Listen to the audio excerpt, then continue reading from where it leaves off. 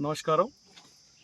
ఏదైతే ఖానాపురం మండలం అశోకనగరం గ్రామంలో ఇంటిగ్రేటెడ్ స్కూల్ పేరుతో వాళ్ళు అభివృద్ధి చేద్దామనుకుంటే మేమెవరం అడ్డం కాదు. కానీ అభివృద్ధి పేరుతో ఈనాడు దేవాలయాల జోలికొచ్చి ఇక్కడ ఉన్న సుమారు 800 సంవత్సరాల క్రితం నాటి ప్రతాపరుద్రుడు కట్టించిన శివాలయాన్ని కాంట్రాక్టర్ కూల్చివేయడం, మరి ఈ కాంట్రాక్టర్ ఎవరు, కాంగ్రెస్ పార్టీ అధికార నాయకుడా, మరి ఎవరని చెప్పి ఇంకా డీటెయిల్స్ అన్ని తీసుకోవడం జరుగుతుంది. ఇక్కడ 800 సంవత్సరాల పురాతన నాటి ఆలయాన్ని, శివాలయాన్ని కూల్చేసి అది ఇక్కడ ఇదే స్కూల్ డెవలప్మెంట్ ఇక్కడ చేయాల్సిన అవసరం ఏముంది? పక్కన ల్యాండ్ ఉంది. శివాలయం జోలికొచ్చి, గుళ్ళ జోలికొచ్చి కాంగ్రెస్ పార్టీ నాయకులు మరి ఏం చేద్దాం అనుకుంటారు, మరి హిందూ ధర్మాన్ని గురించి ఏం చేద్దాం అనుకుంటారో ఇట్లా కక్షపూరితమైన వ్యవహారం చేయడం కాంగ్రెస్ పార్టీ నాయకులకు ఎంతవరకు సబబు? మరి దీన్ని పురావస్తు శాఖ కావచ్చు, దేవాదాయ శాఖ కావచ్చు, మరి ఈ శాఖలకు సంబంధించిన అధికారులు కావచ్చు, ఆ శాఖలకు సంబంధించిన మంత్రులు కావచ్చు, కళ్ళు కనబడతలేవా మీకు?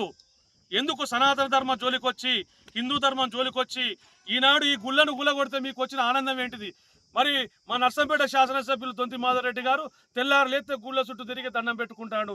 మరి మాధవరెడ్డి గారు, మీరు మీ కాంట్రాక్టర్, మీ ఇక్కడ ఏ కాంట్రాక్టర్కి అయితే మీరు ఇది వర్క్ అలాట్మెంట్ చేసిండ్రు, ఏ కాంట్రాక్టర్ ఈ గుడి గుల్లగొట్టిండో వెంటనే ఈ గుడిని పునర్నిర్మించాలని చెప్పి భారతీయ జనతా పార్టీ తరపు నుంచి ఒక హిందూ బిడ్డగా నేను ఇక్కడ ఈ అశోకనగరం గ్రామం నుంచి డిమాండ్ చేస్తున్నాను. మరి 800 సంవత్సరాల క్రితం నాటి ఈ గుడిని కూలగొట్టాల్సినంత అవసరం ఏమొచ్చింది నాడు? మీరు పక్కన జాగాలు ఉన్నాయి కదా, అటుపక్కన జాగా ఉన్నది కదా, ఈ గుడిని కూలగొట్టాల్సినంత అవసరం ఏమొచ్చింది?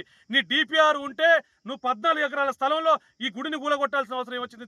తీసుకుంటే ఒక 10 గుంటల జాగాలో ఈ గుడి ఉన్నది ఇక్కడ. మరి ఈ గుడిని కూలగొట్టి నువ్వు ఇలా ఇంటిగ్రేటెడ్ స్కూల్ కడతానంటే నీ అభివృద్ధి చేసుకుంటే మేము అడ్డం కాదు. అభివృద్ధి పేరుతో ఆలయాల జోలికి వస్తే మాత్రం ఊరుకునే లేదు. ఖబర్దార్ కాంగ్రెస్ పార్టీ నాయకులారా, మరియు కాంగ్రెస్ ప్రభుత్వానికి, ఇక్కడ ఉన్న ఎమ్మెల్యే శాసనసభ్యులు దొంతి మాధవరెడ్డి గారు, మీరు మరొకసారి పునరాలోచన చేసుకోవాలి దీని విషయంలో. ఎందుకనంటే మీకు తెలిసింది, ఈ ఇంటిగ్రేటెడ్ స్కూల్ పేరు మీద మీరు ఇక్కడ డిపిఆర్ తయారు చేసిన విషయం మాకు తెలుసు. మీకు తెలిసే జరుగుతుంది ఇదంతా. ఇది మంచిది కాదు, మార్చండి. ఏదైతే ఈ గుడికి సంబంధించిన రెవెన్యూ రికార్డ్స్ ఉన్నాయో 14 ఎకరాల భూమి ఈ గుడికి సంబంధించింది ఉంది. దాన్ని వెంటనే సీజ్ చేసి, ఆ ల్యాండ్ని సీజ్ చేసి, మరి దేవాదాయ కమిటీ మరియు ఇదే పురావస్తు కమిటీ వారు మరి ఇప్పటి వరకు ఇక్కడికి రాలేదు. మరి చాలా తీవ్రమైన పరిణామాలు ఎదుర్కోవాల్సి వస్తాయని చెప్పి మరొకసారి తెలియజేస్తున్నాం.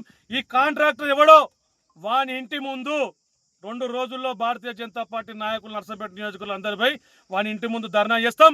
ఆ కాంట్రాక్టర్ ఎవడో వాడిని తీసుకొచ్చి గుడి కట్టించేదాకా నిద్రపోయేది లేదని చెప్పి ఈ సందర్భంగా తెలియజేస్తాం.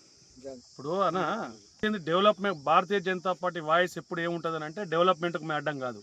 నువ్వు డెవలప్మెంట్ పేరు మీద నువ్వు ఇక్కడ ఈ శివాలయాన్ని తీసుకొచ్చి నువ్వు మళ్ళీ ఇవాళ కొత్తగా వాయిస్ పుట్టించి ఇది ద్వారం మాత్రమే అంటే నువ్వు గుడికి జోలికి ఎందుకు రావాలి? గుడికి సంబంధించిన ఇవన్నీ కనబడతలేవా? కళ్ళు కనబడతలేవా?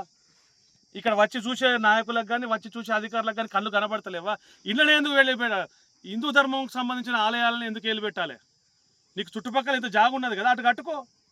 టెంపుల్ డెవలప్మెంట్ కోసం ఇది సెట్ చేసేసి పక్కన స్కూల్, ఇంటిగ్రేటెడ్ స్కూల్ కట్టుకుంటే ఎవరు వద్దంటారు? మీరు డెవలప్మెంట్ చేయండి, మేము సహకరిస్తాం. కానీ గుళ్ళ జోలికి వస్తే మాత్రం ఊరుకునే లేదు. ఈ కాంట్రాక్టర్ ఎవడో వాడు మళ్ళీ ఈ గుడిని కట్టాలి. ఈ గుడిని కట్టినాకనే వాడిని వదిలిపెట్టేదని చెప్పి ఈ సందర్భంగా తెలియజేస్తున్నాం.